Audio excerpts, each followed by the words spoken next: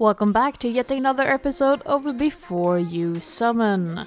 We have arrived at our second ever World Link event, so let's tear this place up and break down the wall with Vivid Bad Squad. And just like last time, this video assumes that you already know how the World Link events work. So in other words, this video will not go into depth how the World Link event actually works, and instead will focus on the information surrounding the Vivid Bad Squad World Link event in particular. So if you haven't encountered the World Link events before, or you feel like you need a refresher, you can go check out my ultimate guide to the World Link events linked down in the description. But with that, if these videos help you or entertain you, please consider subscribing, ringing the bell, leaving a like and sharing this video with a friend, as all of these things help me immensely. And if you want to help a little bit extra, you can check out my Patreon linked down in the description, but more on that later. Let's get into the event Break Down the Wall.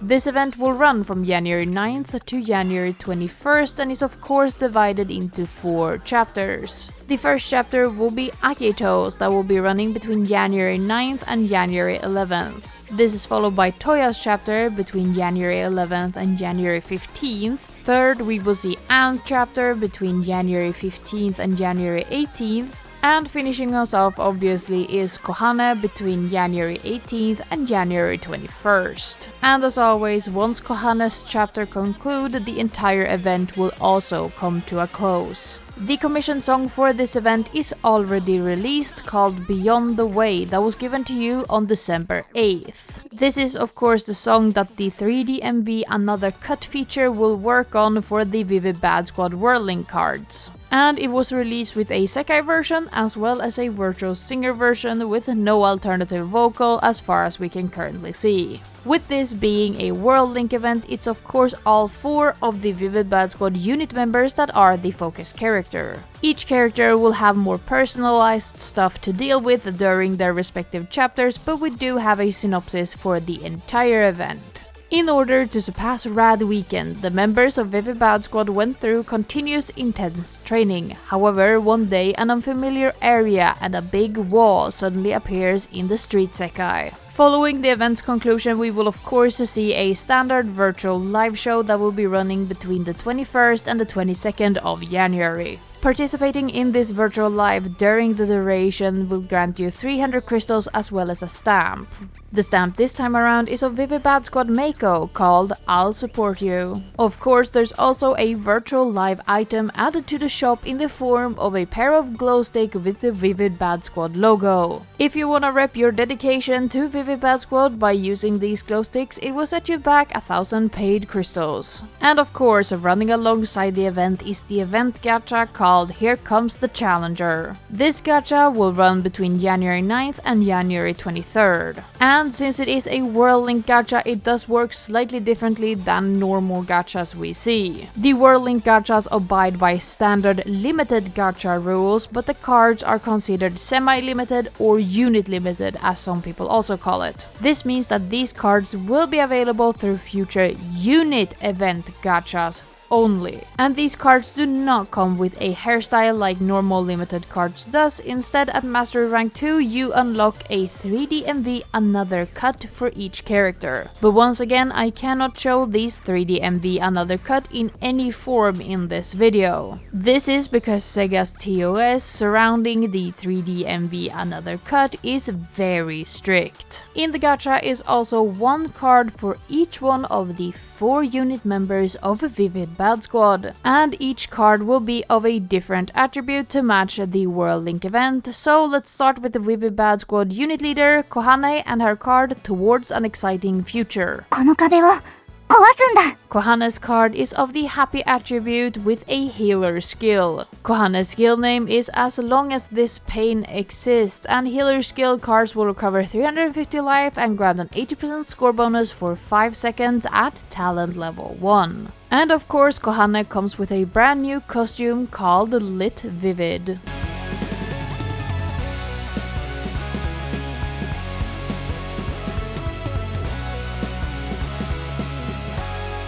Going in unit order, our second member of Vivid Bad Squad is Anne with the card to the place I couldn't reach. 私、すぐ追いつくから。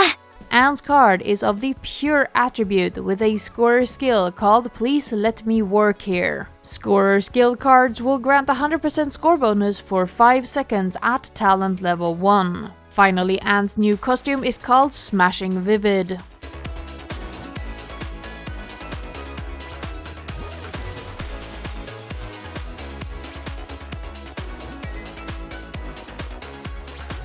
Our third member obviously then is Akito with the card Unyielding Determination. 死ぬ気でこじ開けるぞ。 Akito's card is of the cute attribute with a healer skill just like Kohane. Akito's skill is called Break Time and Coaching, and he shares the exact same skill text as Kohane. And the new costume coming with Akito is called Fleek Vivid.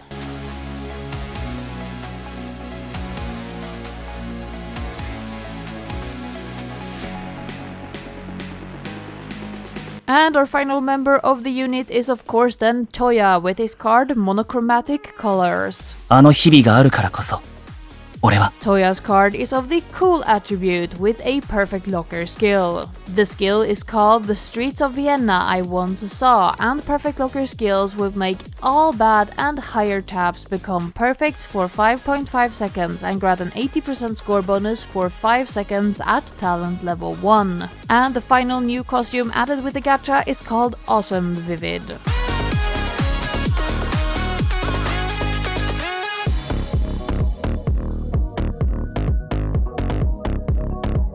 And because this is a World Link event, the exchange shop cards work slightly differently. Normally we have obviously one 3-star card and one 2-star card in the exchange shop.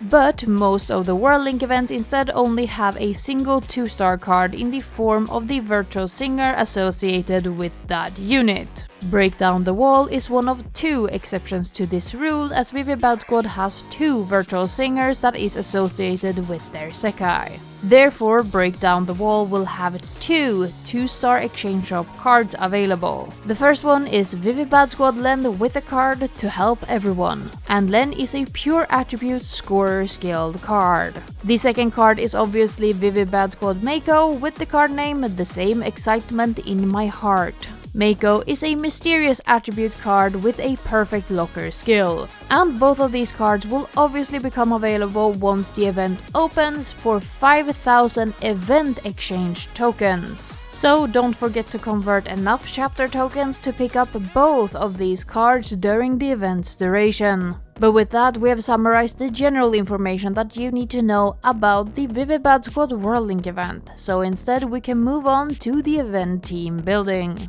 And just like I established during the Sunken Shadows episode, World Link event team building is far too personalized for me to make a consistent team building section. If I were to make an event team building section like I normally do, I would have to list every single card for the 4 characters in Vivid Bad Squad, which would take forever. So just like last time, I will remind you how to handle the event team building for World Link events. First and foremost, remember that it's only the 4 unit members who can grant the character event bonus for World Link events. This means that there is only 100% event bonus that can be gained from having the correct characters. And it's very important that you hit this 100% event bonus to be able to be competitive during the World Link event. So make sure that you have one of each unit member in your team, even if you have to use 3-star cards. Secondly, remember that the World Link attribute bonus is gained by having one of each attribute in your team. In total, you get 125 event bonus from having one of each attribute in your team. This is the same as having everyone in your team match the attribute of a standard event, meaning that it is very important that you both have one of each unit members and one of each attribute in your team to get the maximum amount of event bonus to be able to be competitive during a World Link event. This also means that your 5th and final card that you slot in that is not one of the unit members is a wild card. In this slot you can pick your favorite character or a character in the correct attribute to be the 5th and final attribute not used by your 4 unit members, that is of the highest mastery rank or most upgraded. As some people might wanna slot in a Vivid Bad Squad virtual singer for the most talent, while others might have a mastery rank 5 character that could be a very solid option to gain some extra event bonus. So the maximum baseline event bonus you can have is 225 if you have the 4 unit members and 5 different attributes on the cards in your team. But as a final tip, if you are a mid-game to late-game player with a lot of 4-star cards, try to slot in as many 4-star cards as possible. It can be a bit of a Tetris puzzle trying to fit in the 4 unit members in different attributes as 4-star cards, as it can be hard to have the unit members in a lot of different variety. Or for some people there might be a lot of overlap with mastery rank and the same attribute for different characters in the unit. But having 5 4-star cards does make a difference, as these 5 4-star cards will grant you an additional 50% event bonus for just being 4-star cards. So if you are a mid to late game player with a lot of different 4-star options, it might be valuable to Tetris puzzle it to try to fit in as many 4 stars in the different attributes while still hitting the 4 unit members, even if you might have to use cards you aren't as fond of if you wanna stay competitive during the World Link event. The support teams, while a lot more intimidating at a first glance, is a lot more straightforward. The only rule between the normal team and the support team is that the cards you use in your normal team cannot be used in your support team and vice versa. But for actual tips, my only tip is to use your highest event bonus cards to fill all 12 slots. There isn't much more to it, but some people will have upgraded cards that is not the chapter character that might give more event bonus than the chapter character's card in question. In that case, just slot them in, as they will be a great help even if they aren't the chapter character. And while the event team cards is mutually exclusive from the support team cards, you can use the same support card across all chapters in the same World Link event. So don't be worried about wasting your cards for one support team, as you can use them in all 4. But that covers all of my general tips for how to build a World Link event team, and it's now up to you to build your own personalized team according to these tips. So with that, we can move on to the future usability of the Gacha cards. And because events are not equally spaced out between attributes and units, neither Anne nor the 2-star Len will see any future use as it currently stands on the Japanese server. This is because there has not been a pure mixed event or Vivid Bad Squad unit event that includes Anne or Vivid Bad Squad Len as of now.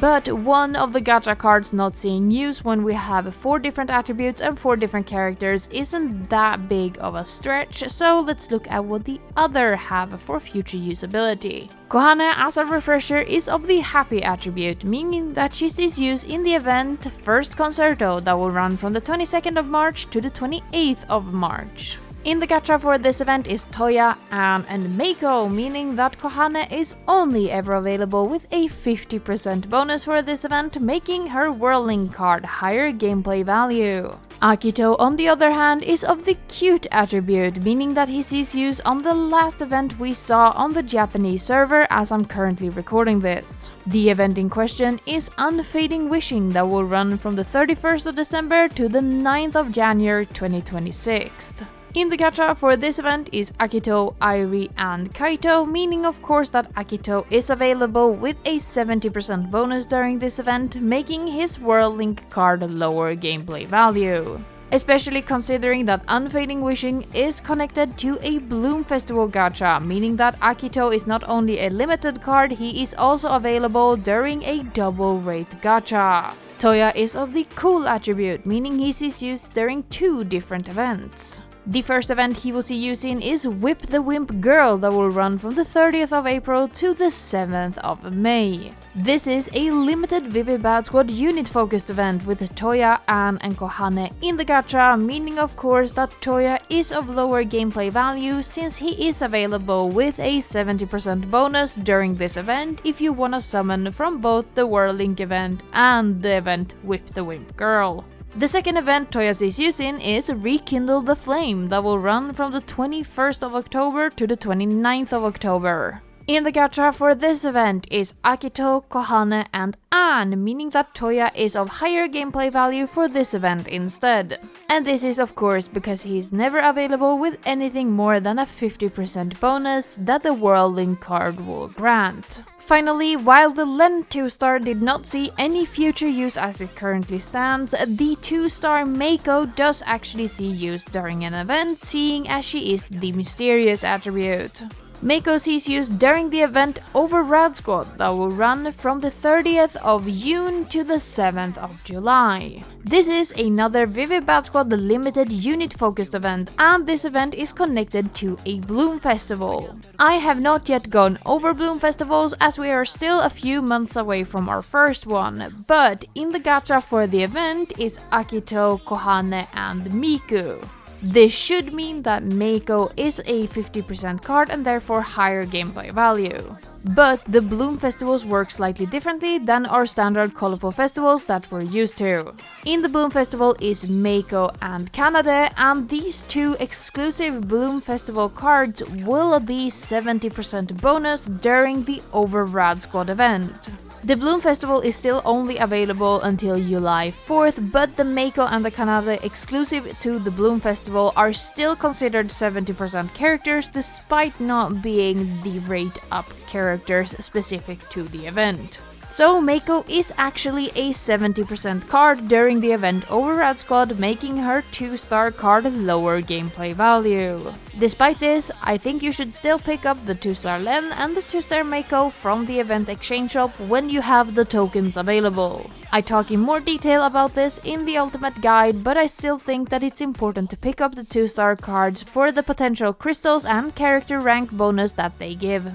But with that, we have covered all of the future usability for these cards. The future usability isn't anything spectacular, and hopefully Ann will see use in a Vivid Bad Squad pure unit-focused event in a soon future. But it's definitely not our worst future usability that we've ever seen, and these cards will be versatile in the future, I am sure of it. But instead of lingering on the future usability, let's look towards what limited costumes are coming out for Ann, Kohane, Akito, and Toya. And we do actually have quite a sizable selection for these characters when it comes to new limited cards.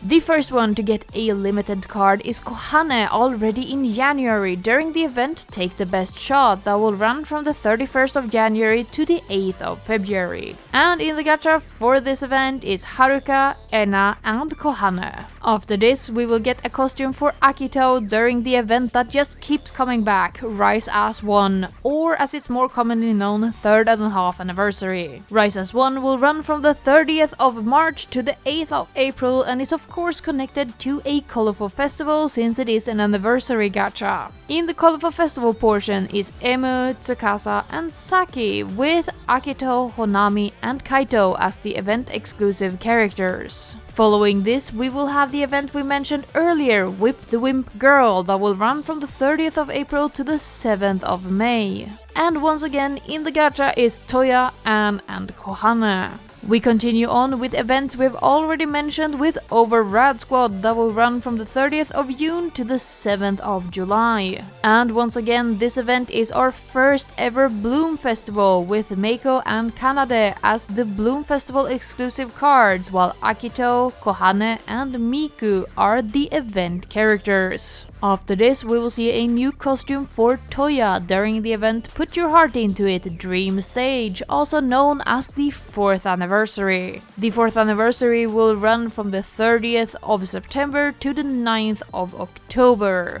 And of course, it is connected to yet another Bloom Festival with Rui and Rin as the Bloom Festival exclusive cards. Meanwhile, in the event gacha is Nene, Airi, Toya, and Shiho as the event characters. And our final event with a new costume for any one of these characters is of course the event Unfading Wishing that we already mentioned. This event will once again run from the 31st of December to the 9th of January and is connected to yet another Bloom Festival. The Bloom Festival exclusive characters are Haruka and Anne, while the gacha characters for the event we already mentioned being Akito, Airi and Kaito. So Vivi Bad Squad fans are definitely having a rough year when it comes to collecting all of the limited costumes since there are so many options to pick from. They are also dominating the Colorful Festival and Bloom Festival gachas this year, so hopefully as a Vivi Bad Squad fan you can have great luck during the double drop rate. So if any of these costumes entice you, I suggest saving your crystals and marking down the date so you're ready when the gacha arrives. But of course these are not your only options when it comes to limited cards for the Vivi Bad Squad, as we have several reruns coming up.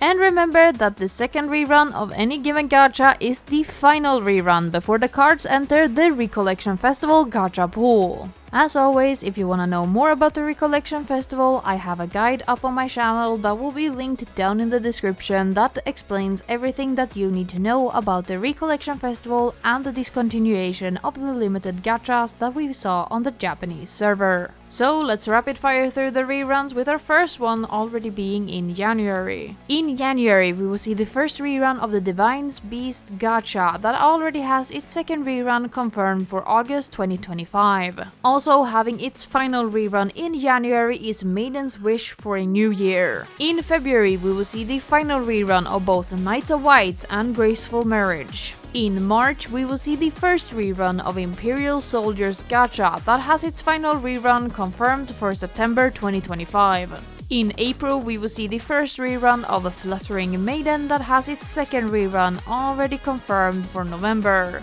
Jumping forward a bit, we will see the final rerun of the Darkness Festa gacha in June, as well as the final rerun of Cyber Snipe in July. In August, alongside the Divine Beast, we will see the final rerun of the Spooky Forest gacha that we recently had the first rerun for. And our final rerun, including any one of these 4 characters, is for the gacha Your Ticket to the City of Splendor that had its first rerun in December, with no final rerun of course yet confirmed. So the rerun selection for the Vivi Bad Squad unit characters is actually quite small, all things considered.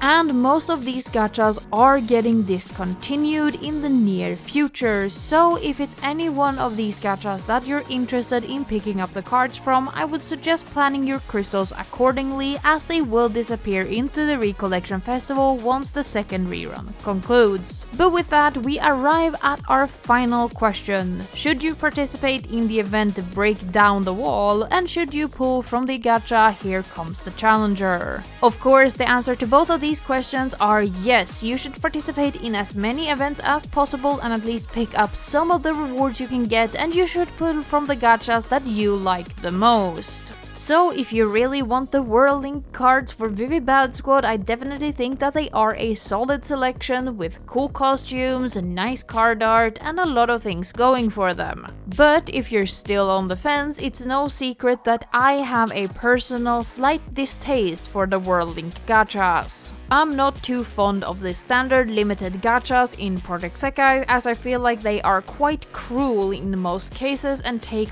way too much to actually make sure you get a character. Most people might not know it because they haven't looked into gacha systems or don't play more than one gacha other than Project Sekai, but Project Sekai is quite stingy and harsh when it comes to its gacha system. And with the World Link cards not being limited, instead being available in all subsequent unit-focused events, having them go under a limited gacha rule set is actually quite cruel in my opinion of Sega and Colorful Palette. Since you have no pity bar and you need 90,000 crystals to make sure you get 1 out of 4 characters, and it is the standard rate of 3% for a 4-star. In my own experience, it took me 330 pulls on Imperial Soldier to get a single on-banner character. That would be 1 out of 4 when it comes to the World Link events. I also personally think that the 3D MV and other cut feature is way too niche to actually be utilized by most players 99% of the time. You will only get to see this feature maybe once or twice every other month if you're lucky. Hence, I think that you shouldn't pull on the World Link gachas if you aren't a hyper fan of that unit in question. I really think that the World Link cards are worth it due to their sentimental value to the unit, the importance they have in the story, and the great card art and costuming for the unit in question. I definitely think that the World Link cards have high production value, and they are definitely valuable in that sense because they are so important to the unit's future progression. But in the end, don't let me tell you what to do with your crystals. If you love the World Link cards, you should definitely go for it, as it is a very nice gacha. But from my own perspective, I think that the World Link gachas are too harsh and too expensive for me personally to recommend people who are on the fence to go for it. You should only go for gachas that you truly love, since Project Sekai is quite stingy with the crystals. But down in the comments, please tell me, what do you feel about the Vivid Bad Squad World Link event, and do you think I'm being too harsh on the World Link gacha system? And I promise I do try to read all of the comments, even if it's taking a little bit of time. And while you're down there, could you please consider subscribing, leaving a like, and sharing this video with a friend if this video was helpful or entertaining. All of these things actually help more than you think. And I'm both proud and excited to say that we have another fan art feature in this episode. This lovely fan art of Milk was made by Nicolette on Tumblr. It's always so exciting and unfathomable whenever I get fan art of Milk in particular, since she's more of a representation of me than she is, say, an OC. It always makes me so happy, especially seeing how skilled people are that are willing to draw art for me. So I have left a link down in the description to Nicolette's Tumblr so you can give them the appreciation they deserve, both for their fan art of me and their other artworks. So please go check them out and give them all of the love they deserve. And if you wanna send me your fan art of Milk, you can do so via my email linked down in the description. I am looking at making an Instagram or Twitter where I can start on hashtag, but for now my email is the best way to reach me, both for questions and to give me things such as fan art.